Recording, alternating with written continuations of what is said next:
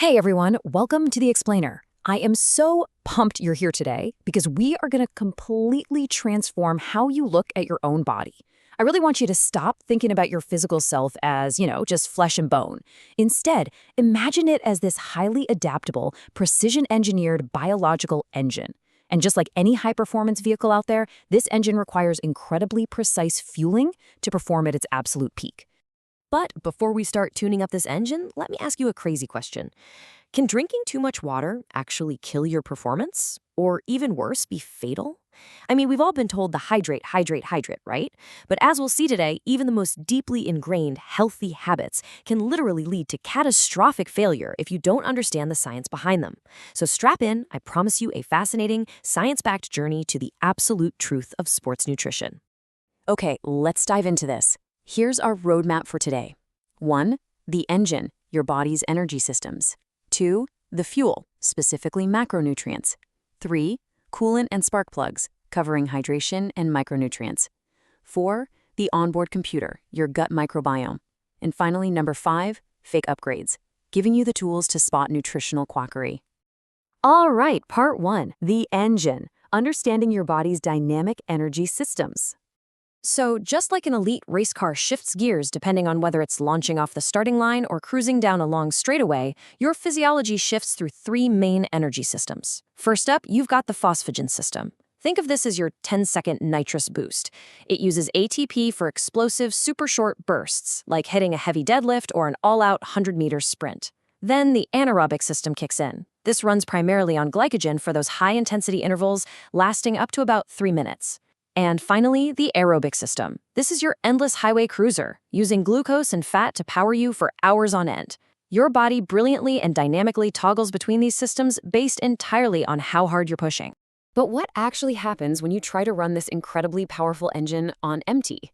Well, it leads to a very severe medical state known as relative energy deficiency in sport, or REDS. And listen, this isn't just about feeling a little tired. When you consistently burn more calories than you take in, your body gets desperate. It searches for fuel anywhere it can. And without the right nutrients, it literally resorts to cannibalizing its own muscle and bone just to meet the energy demands. It dramatically drops your immune function, absolutely destroys your training capacity, and can even cause chronic illness. It is a critical systemic failure. Moving right along to part 2, the fuel, maximizing macronutrients and busting some pretty massive dietary myths. To avoid that kind of system failure, we really need to stop labeling carbohydrates, proteins, and fats as simply good or bad. In the world of athletic performance, they are highly specific fuels designed for entirely different driving conditions. The biological reality here is that your body dynamically shifts the proportion of fuel it uses rather than relying on just a single source at a time. For example, if you increase your lipid or fat availability, your body actually downregulates its carbohydrate metabolism. On the flip side, if you increase blood glucose, it decreases fat oxidation. What this beautifully illustrates is that nutritional timing is a dynamic, periodized strategy. It's absolutely not a rigid, static rule. Your diet should actually change session by session, depending entirely on the work you're asking your engine to do that day. Now, what's really interesting about this next point is how the fitness industry heavily markets the idea that consuming endless amounts of protein somehow leads to endless muscle growth. But the scientific reality? It's entirely different. Excess protein doesn't just magically turn into bicep mass. No way. The body simply breaks it down for energy, or worse, stores it as fat. And it gets crazier. Clearing out all that excess nitrogen requires a ton of water, which leads to dehydration and puts a massive overload on your liver and kidneys.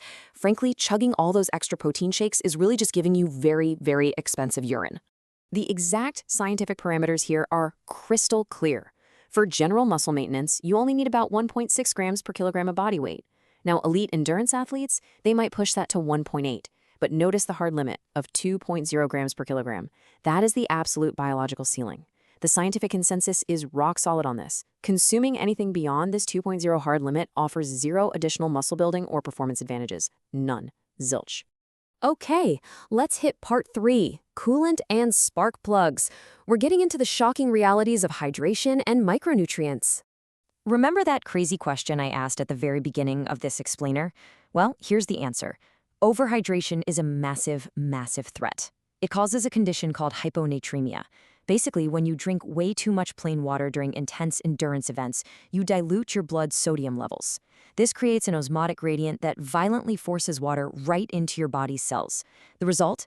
Tissue edema, and tragically, rapid brain swelling, seizures, coma, and yes, even death. It's wild to think about, but even a seemingly healthy practice like drinking water must be carefully individualized to your specific sweat rate. Otherwise, it can literally be fatal. And then we have the spark plugs of our engine, our vitamins and minerals. These can also behave in incredibly counterintuitive ways under extreme stress. The iron depletion cycle is a perfect example of this. Think about it. The very act of intense exercise causes inflammation. This spikes a protein called IL-6, which in turn elevates a hormone called hepcidin. And guess what hepcidin does? It actively blocks your gut from absorbing iron. It's this vicious cycle where the act of training itself actually robs your body of the exact iron it needs to deliver oxygen to your muscles, regardless of how much spinach or red meat you're eating. Oh, and here is a super surprising fact that absolutely proves more is not always better. It's called the vitamin C paradox. A lot of athletes slam massive doses of vitamin C just trying to stay healthy, right? But research actually shows that chronic daily supplementation of 1,000 milligrams can interfere with cellular signals. It literally blunts your body's positive adaptations to training. That's right, excess antioxidants can actually stop your body from getting stronger. It's a vital reminder that supplements should only be used to correct deficiencies, not to just completely overwhelm the system. All right, part 4, the onboard computer. We are unleashing the athlete's gut microbiome. This stuff is truly fascinating. Science is now showing us that elite athletes actually possess totally unique gut microbiomes. And here's the real kicker. Working out physically changes the bacterial makeup of your gut, entirely independent of your diet. Regular physical activity increases the diversity of beneficial microbes, particularly the Firmicutes bacteria. These little guys inhibit pathogens and help control systemic inflammation, which gives trained athletes a really unique biological advantage that goes way beyond just their muscles and lungs. But as we know, sometimes that onboard computer can glitch. During high-intensity exercise, your body smartly diverts blood away from your stomach and sends it right to your working muscles, a process known as gastrointestinal ischemia. Because of this blood shift, foods that are normally incredibly healthy become an absolute recipe for disaster. This is highly practical, and you might honestly want to jot this down. Eating high-fiber foods, cruciferous vegetables, beans, lentils, or having a bunch of caffeine right before a race will trigger what's known as runner's tummy. We're talking severe cramping and major GI distress. When it comes to the gut, timing is literally everything.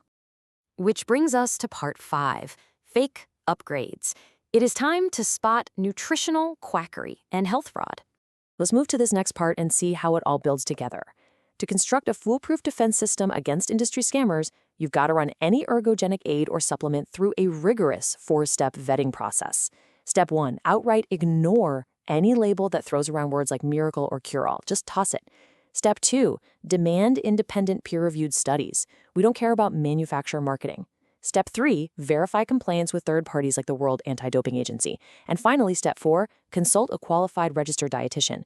Seriously, if a supplement cannot pass this gauntlet, it does not go into your body.